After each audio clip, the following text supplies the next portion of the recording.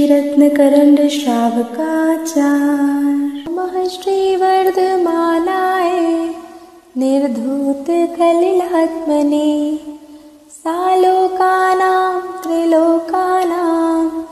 यद्विद्यादर्पणायते देशयामि समीचीनं धर्मं कर्म निबर्हणं संसारदुःखतः सत्त्वान् यो धरत्युत्तमे सुखे सद्दृष्टिज्ञानवृत्तानि धर्मं धर्मेश्वरा विदुः यदीयप्रत्यनीकानि भवन्ति भवपद्धतिः श्रद्धानं परमार्थानामाप्तागं तपोभृतां त्रिमूढा पूर्णमष्टाङ्गं सम्यक् दर्शनमस्मयम् आप्तेनोच्छिन्नदोषेण सर्वज्ञेनागमेशिना भवितव्यं नियोगेन नान्यथायाप्तता भवेत् क्षुत्पिपासा जरातङ्क जन्मान्तभयश्मया नारागद्वेषमोहाश्च यस्याप्तः स प्रकीर्त्यते परमेष्ठी परं ज्योतिर्विरागो विमलकृति सर्वज्ञो नादिमध्यान्तः सर्वशास्त्रोपलाल्यते अनात्मार्थं विना रागै शास्त्राशास्ति सतो हितं त्वनं शिल्पी करस्पर्शान् मूर्जः किमपेक्षते आप्तोपज्ञमनुल्लङ्घ्य मादृष्टिष्टविरोधिकं तत्त्वोपदेशकृत्सार्वं शास्त्रं कापथघट्टनं विषयाशावशातीतो निरारम्भो परिग्रह ज्ञानध्यानतपोरक्तस्तपस्वी स प्रशस्यते इदमेवेदृशमेव तत्त्वं नान्यन्यजान्यथा इत्तिकम्पाय साम्भोवत् सन्मार्गे संशयारुचि कर्मपर्वसे शान्ते दुःखैरन्तरितोदये पापबीजे सुखे नास्था श्रद्धा नाकाङ्क्षणा स्मृता स्वभावतो शुचौकाये रत्नत्रयपवित्रिते निर्जुगुप्सा गुणप्रीतिर्मता निर्विचिकित्सिता का पथे पथि दुःखानां का पथस्थेऽप्यसम्मतिः असम्पृक्तिरनुत्कीर्ति प्रमूढा दृष्टिरुच्यते स्वयं शुद्धस्य मार्गस्य पालाशक्तजनाश्रयां वाच्यतां यत् प्रमार्जन्ति तद्वदनन्त्युपगूहनम् दर्शनाचरणाद्वापि चलतां धर्मवत्सलैः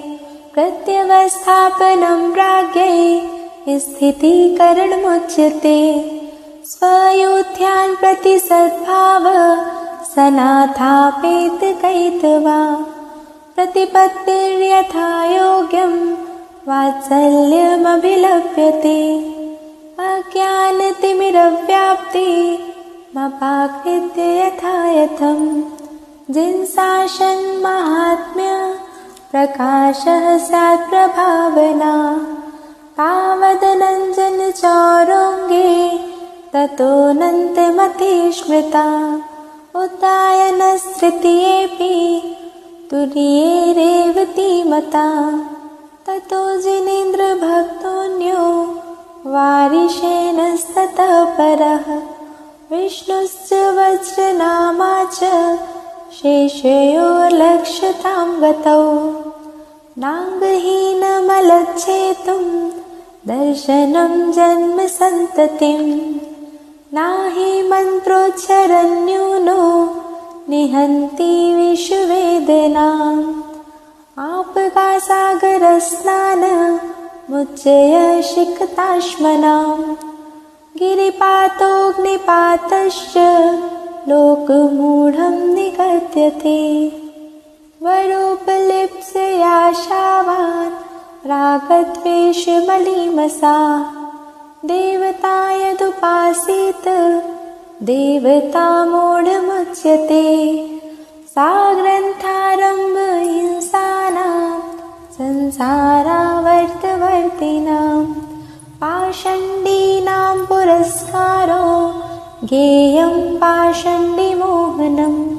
ज्ञानं पूजां कुलं जातिं बलमृद्धिं तपो वपुः अस्तावाश्रित्य मानित्यं स्मै माहुर्गतस्मयाः। स्मेन्योन्यान्ययत्येति धर्मस्थानगर्विताशयः सोतेति धर्ममात्मीयं न धर्मो धार्मिकैर्विना। यदि पापनिरोधोऽन्य सम्पदा किं प्रयोजनम् अथ पापाश्रवोऽस्तन्य सम्पदा किं प्रयोजनम्। सम्यक् दर्शन सम्पन्नमपि मातङ्गदेहजम् देवादेवं विदुर्भस्म गूढाङ्गारान्तराजसम्। स्वापि देवोऽपि देवस्वा जायते धर्म किल्बिषात्। कापि नाम भवेदन्या सम्पद्धर्माच्छरीरिणाम् भयाशा स्नेहलोभाच्च कुदेवागमलिङ्गिनाम्। प्रणामं विनयं चैव न कुर्युः शुद्धदृष्टयः। दर्शनं ज्ञानचारित्रात् साधिमानमुपाश्नुते। दर्शनं कर्णधारं तन् मोक्षमार्गे प्रचक्षते।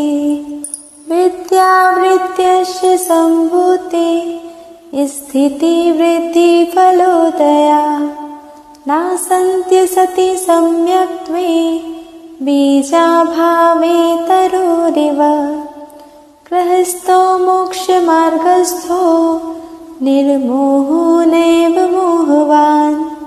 अंगारो गृहे श्रेयान् निर्मोहो मोहिनो मुने। न सम्यक् स्वमं किञ्चित् त्रैकाल्ये त्रिजगद्यपि। श्रेयो श्रेयश्च मिथ्यात्व समं नान्यदनुभृताम्। सम्यक् दर्शन शुद्धा तारक तिर्यङ्क नपुंसक स्त्रीत्वानि दुष्कुलविकृताल्पायुर्दरिद्रतां च व्रजन्ते नाप्यव्रतिकाः। ओजस्तेजो विद्या वीर्ययशो विद्धि विजय विभव सनाथा। महाकुला महार्था मानवतिलका भवन्ति दर्शन पूता।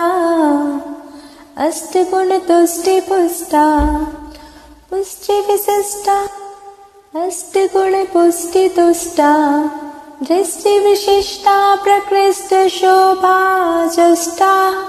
अम्राप्य सरसां परिषदि चिरं रमन्ते जिनेन्द्रभक्ता स्वर्गे। नवनिधि सप्तद्वये रत्नाधीशाः सर्वभूमिपतयश्चक्रं वर्तयितुं प्रभवन्ति। स्पष्टदृशः छत्रमौलिशेखरचरणा अमरासुरनरपतिभिर्यमधरपतिभिश्यनुतपादाम्भोजा। दृष्ट्या सुनिश्चितार्था वृषचक्रधरा भवन्ति लोकशरण्या। शिवमजरमरुचमक्षये मव्याबाधं विशोकभयशङ्कं। काष्ठागतसुखविद्या विभवं विमलं भजन्ति दर्शन शरणा। देवेन्द्रचक्रमहिमानममेयमानं राजेन्द्रचक्रमवनीन्द्रमहिमानं। पूजनीयम् धर्मेन्द्रचक्रमधिरीकृत सर्वलोकम् लब्ध्वा शिवं च जिनभक्तिरुपैति भव्यः अन्योन्यमनतिरिक्तं याथा तथ्यं विना च विपरीतात् निःसन्देहं वेद यदाहुस्तज्ञानमागमिनः प्रथमानुयोगमध्याख्यानं चरितं पुराणमपि पुण्यं बोधिसमाधिनिधानं बोधति बोधः समीचीनः लोकालोकविभक्ते युगपरिवृत्तेश्च चतुर्गतीनां च आदर्शमिव तथा मति रवैति करणानुयोगं च ग्रहमेध्यङ्काराणां चारित्रोत्पत्तिवृत्तिरक्षाङ्गं चरणानुयोगसमयं सम्यक् ज्ञानं विजानाति जीवाजीवसुतत्वे पुण्यापुण्ये च बन्धमोक्षौ च द्रव्यानुयोगदीपः श्रुतविद्यालोकमातनुते मोहतिमिरापहरणे दर्शनलाभादवाप्तसंज्ञानः रागद्वेषनिवृत्त्यै चरणं प्रतिपद्यते साधु रागद्वेषनिवृत्त्यै हिंसादिनिवर्तना कृता भवति अनपेक्षितार्थवृत्तिः कः पुरुषः सेवते नृपतीन् हिंसानृतचौरेभ्यो मैथुनसेवापरिग्रहाभ्यां च पापप्रणालिकाभ्यो विरतिः संज्ञस्य चारित्रम् सकलं विकलं चरणं तत्सकलं सर्वसङ्गविरतानाम् अनगाराणां विकलं सागाराणां ससङ्गानां गृहिणां त्रेधा तिष्ठत् यणुगुणशिक्षाव्रतात्मकं चरणं पञ्चत्रिचतुर्भेदं त्रयं यथा संख्यमाख्यातं प्राणातिपातवितथ व्यवहारस्तेयकाममूर्च्छाभ्यः स्थूलेभ्यः पापेभ्यो विप्रमणमनुव्रतं भवति संकल्पात् कृत्कारित् मननाद्योग्यस्य त्रयस्य च सत्त्वान् नाहिनस्ते यत्तदाहो स्थूलवदाद्विरमणं निपुणा छेदनबन्धनपीडन् मतिवारारोपणं व्यतिचारा आहारवारणापि च स्थूलवदाद्युपरतेः पञ्च स्थूलमलीकं न वदति नापरान् वादयति सत्यमपि विपदे यत्तद्वदन्ति सन्तः स्थूलमृषावादवैरमणम् परिवादरहो व्याख्या वैशून्यं कूटलेखकरणं च न्यासापहारितापि च व्यतिक्रमाः पञ्च सत्यस्य निहितं वा पतितं वा सुविस्मृतं वा परस्वमविसृष्टं नाहरति यन्न च दत्ते तद्कृशचौर्यादुपारमणम् चौरप्रयोगचौरार्थ तानविलोपसदृशन्मेषाः हीनादिकविनिमानं पञ्चास्ते ये व्यतिपाता न तु परिदारान् गच्छति न परान् गमयति च पापभीतेर्यत् परदारनिवृत्तिः स्वदारसन्तोषेणामापि अन्यविवाहाकरणा रङ्गक्रीडा विटुप्तविपुलतृषः इत्वरिकागमनं च विस्मरस्य पञ्चव्यतिचारा धनधान्यादिग्रन्थं परिमाय ततोऽधिकेषु निःस्पृहता परिमितपरिग्रहस्य दीक्षा परिमाणेनामापि अतिवाहनातिसंग्रह विस्मयलोभाति भारवहनानि परिमितपरिग्रहस्य च विक्षेपाः पञ्चलक्ष्यन्ते पञ्चाणो व्रतनिधयो निरतिक्रमणाः फलन्ति सुरलोकम् यत्रावधिरष्टगुणा दिव्यशरीरं च लभ्यन्ते मातङ्गो धनदेवस्य वारिशेणस्ततः परः नीलिजयस्य सम्प्राप्ता ऊजातिशयमुत्तमम् धनश्रीसत्यघोषौ च तापसा रक्षकावपि उपाख्येयास्तथा शंश्रु नवनीतो यथाक्रमम् मध्यमांस्य मधुत्यागै सहाणो व्रतपञ्चकम् अष्टौ मूलगुणानाहुर्गृहीणां श्रवणोत्तमा दिग्व्रतमनर्थदण्ड व्रतं च भोगोपभोगपरिमाणम्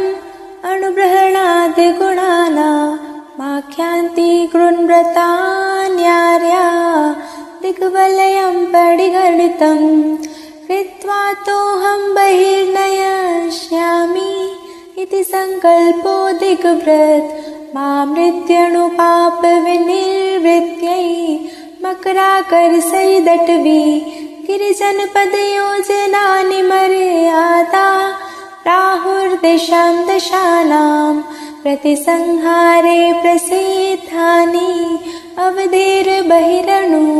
पापप्रतिविरतेर्दिग्व्रतानि धारयताम् पञ्चमहाव्रतपरिणति मनुव्रतानि प्रपद्यन्ते प्रत्याख्यानतनुत्वात् मन्दतराशरणमोहपरिणामा सत्त्वेन दुर्वधारा महाव्रताय प्रकल्प्यन्ते पञ्चानां पापानां हिंसादीनां मनोवचः कायै कृतकारितानुमोदैस्त्यागस्तु महाव्रतं महताम् ऊर्ध्वाधस्तातिर्यक्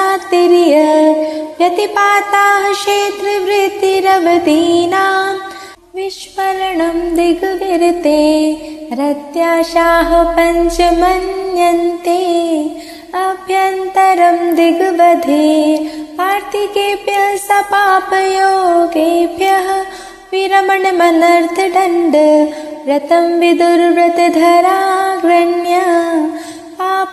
पापोपदेशहिंसा दानापत्यान दुष्कृति पञ्च प्राहु प्रमादचर्या मनर्थदण्डान दण्डधरा तिर्यक्लेशवणिज्या हिंसारम्भ प्रलम्बनादीनां प्रसवः कथा प्रसङ्गः स्मृतव्यः पापोपदेशः परशुकृपाणखनित्र ज्वलनायुधशृङ्गी शृङ्खलादीनां वधहेतूनां दानं हिंसादानं ब्रुवन्ति बुधा पदबन्धच्छेदादे द्वेषाद्रागाच्च पल्कलत्रादि आध्यानमपध्यानं शासति जिनशासने विशदा आरम्भसङ्गसाहस मिथ्यात्वद्वेषरागमदमदनै चेतः कलुषयतां श्रुतिरवधीनां दुष्श्रुतिर्भवति चितिसलिलदहनपवनारम्भं विफलं वनस्पते छेदं शरणनुसारणमपि च प्रमादचर्यां प्रभाषन्ते कन्दर्पं कौतुकोच्चं मौखर्यमतिप्रसादनं पञ्च असमीक्ष्य चाधिकरणं व्यतीतयोऽनर्थदण्डकृत विरते अक्षार्थानां परिसङ्ख्यानां भोगोपभोगपरिमाणम् अर्थवदामप्यवधौ रागरतीनां तनुकृते भुक्त्वा परिहातव्यो भोगो भुक्त्वा पुनश्च भोक्तव्यः उपभोगो शनवशन् प्रभृतिः पञ्चेन्द्रियो विषयः त्रसहति परिहरणार्थं छात्रं पिशितं प्रमादपरिहृते मद्यं च वर्जनीयं जिनचरणौ शरणमुपयाते अल्पफलबहुविघातान् मूलकमार्द्राणि शृङ्गवेराणि नवनीतनिम्बकुसुमं कैतकमित्येवमवहेयं यदनिष्टं तद्व्रते दच्छानुपसेव्यमेतदपि जयात् अभिसन्धिकृता विरतिर्विषयाद्योग्यात् व्रतं भवति नियमोऽयमस्य विहितो द्वेधा भोगोपभोगसंहारात् नियमः परिमितकालो यावज्जीवं यमो ध्रियते भोजनवाहनशयन स्थानपवित्राङ्गरागकुसुमेषु ताम्बूलवशनभूषण मनमत्सङ्गीतगीतेषु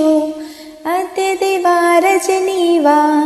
पक्षो मासस्तथर्तुरयनं वा इति कालं परिचित्य प्रत्याख्यानं भवे नियमः विषयविषयतोऽनुप्रेक्षा नो स्मृतिरतिलौल्यमतीदृशानुभवो भोगोपभोगपरिमा व्यतिक्रमाः पञ्च कथ्यन्ते तेषावकाशिकं वा सामायिकं प्रोसदोपवासो वा वैयावृत्यं शिक्षा व्रतानि चत्वारि श्रेष्ठानि तेषावकाशिकं स्यात् कालपरिच्छेदनेन देशस्य प्रत्यहमनुव्रतानां प्रतिसंहारो विशालस्य गृहाणि ग्रामाणां क्षेत्रनदीनामयोजनानां च देशावकाशिकस्य स्मरन्ति सीम्नां तपोवृद्धा संवत्सरमृत्युरयनं मासचतुर्मास्य पक्षमृक्षं च देशावकाशिकस्य राहुकालावधिं प्राज्ञा सीमान्तानां परतः स्थूलेतरपञ्चसन्त्यागा देशावकाशिकेन च महाव्रतानि प्रसाद्यन्ते प्रेषणशब्दानयनं रूपाभिव्यक्तिपुत्कलक्षेपौ देशावकाशिकस्य व्यपदिश्यन्तेत्ययाः पञ्च असमयमुक्तिमुक्तं पञ्चाघानामशेषभावेन सर्वत्र च समैका सामैकं नाम संसन्ति मूर्धरुः मुष्टिपाशो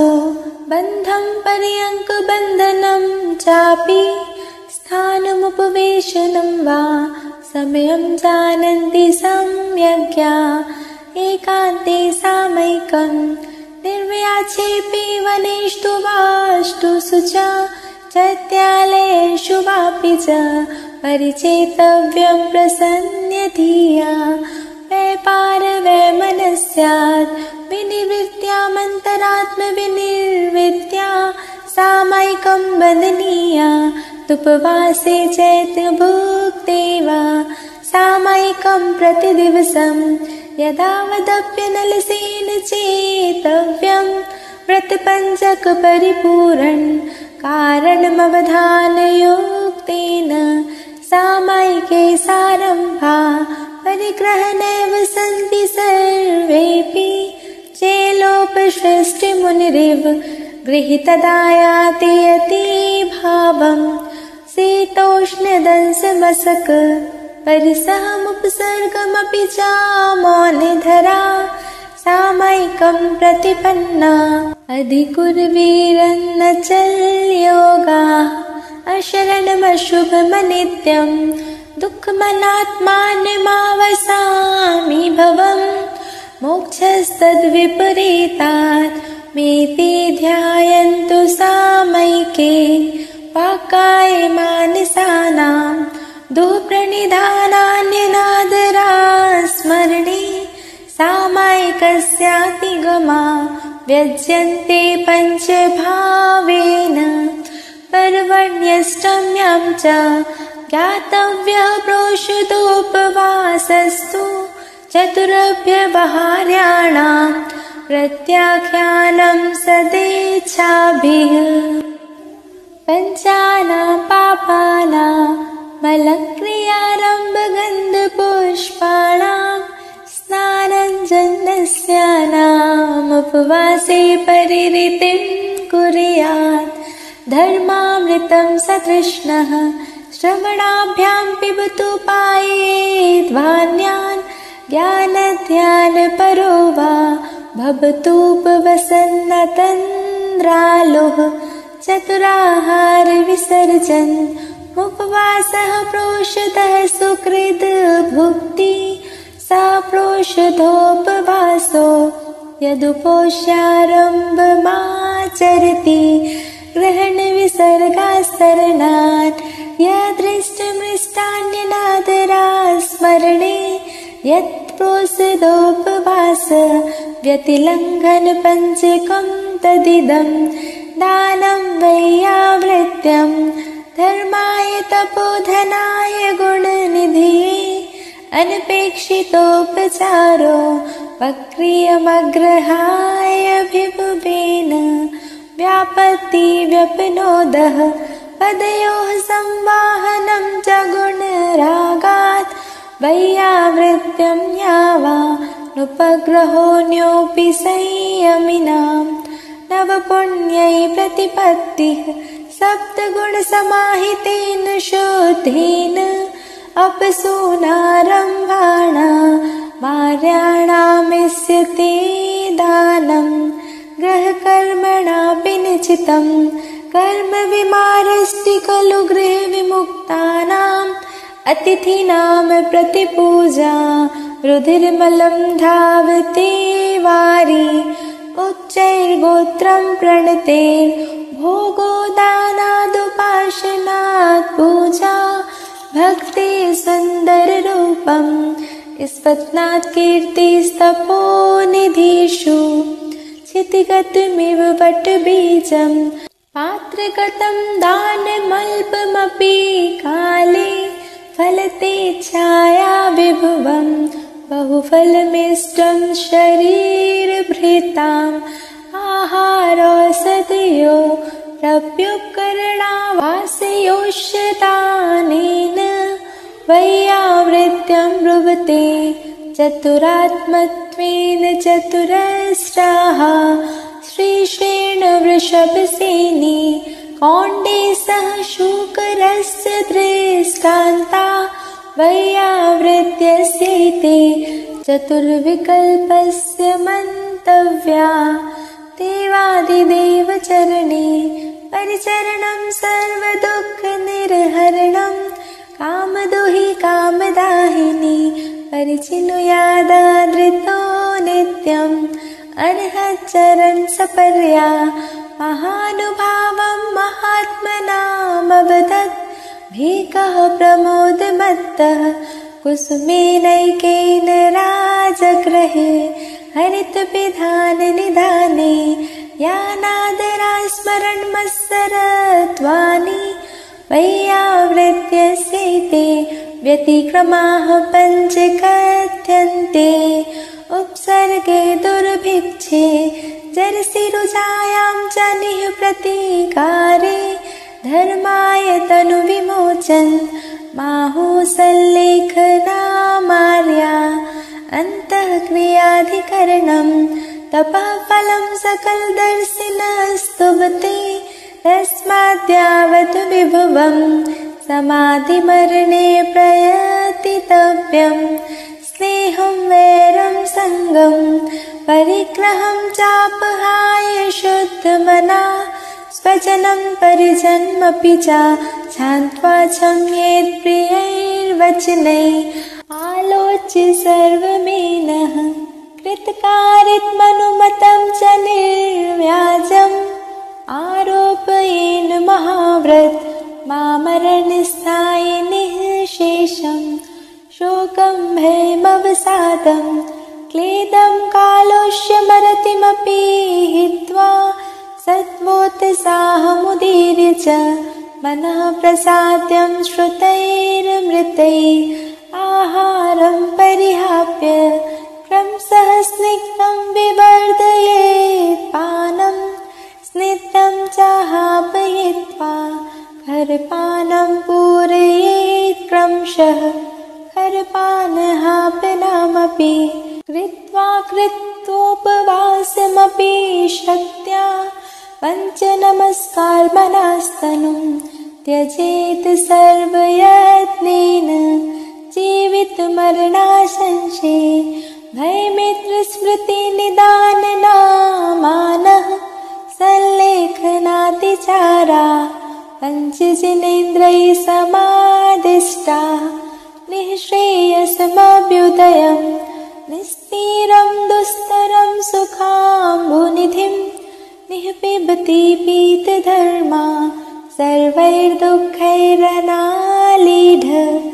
जन्मजरामयमरणैः शोकैर्दुःखैर्भयैश्च परिमुक्तं निर्वाणं शुद्धसुखं निःश्रेयस्मिष्यते नित्यं विद्यादर्शनशक्ति स्वास्थ्यप्रह्लाद तृप्तिश्रुतियुजः निरतिशया निर्वधयो निःश्रेयस्समावसन्ति सुखं काले कल्पशतेऽपि च गते शिवानां न विक्रिया लक्षा उत्पातोऽपि यदि स्यात् त्रिलोकसम्भ्रान्तिकरणपटुः निःश्रेयस्मधिपन्नास् त्रैलोक्यशिखामणि श्रियं ददति निष्कीर्तिकालिकाच्छवि चामीकर्भात्सुरात्मानः पूजार्थागैश्वर्यैर् बलपरिजनकामभोगभूयिष्ठैः अतिशयित भुवनमद्भुतमभ्युदयं फलति सद्धर्मः श्रावकपदानि देवैरेकादश देशितानि येषु खलु स्वगुणाः पूर्वगुणैः सह सन्तिष्ठन्ते क्रमविवृद्धा सम्यक् दर्शनशुद्धः संसारशरीरभोगनिर्विण्णः पञ्चगुरुचरणशरणो दार्शनिकस्तत्त्वपथगृह्य निरतिक्रमणमनुव्रत पञ्चकमपि शीलसप्तकं चापि धारयते निःशल्यो योऽसौ व्रतिनां मनोव्रतिकाः चतुरावर्तत्रितयश्चतुप्रणामः स्थितो यथा जातः सामायिको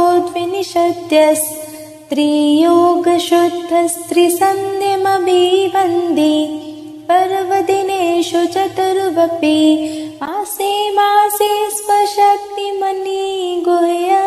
प्रोषदनियमविधायि प्रणधिपरः प्रोषधानसनः मूलफलशाखशाखा करीरकन्दप्रसूनबीजानि नामानि योतिसोऽयं सचित्तविरतो दयामूर्तिः अन्नं पानं खाद्यं लेहं नाश्नाति यो विभावर्यां सचरात्रिभुक्तिविरतः सद्विश्वनुकम्पमानमना मलबीजं मलयोनिं गलन्मलं पूतिगन्धिविभत्सं पश्यन्नङ्गमनङ्गात् विरमति यो ब्रह्मचारी सः सेवा कृषिवाणिज्य मुखदारम्भतो व्युपारमति प्राणातिपातहेतयोर्योषावारम्भ विनिर्वृत्तः बाह्येषु दशसु वस्तुषु ममत्वमुत्सृज्य निर्ममत्ववर्तः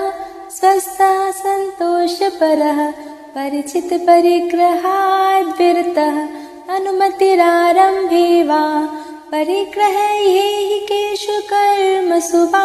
नास्ति खलु यस्य समधिरनुमतिविरतः समन्तव्यः गृहीतो मुनिवनमित्वा गुरूपकण्ठे व्रतानि परिगृह्य